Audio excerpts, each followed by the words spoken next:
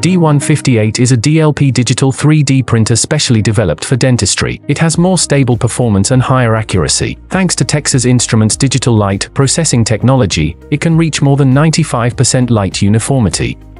Let's take a look at the process of D158 printing implant surgery guide.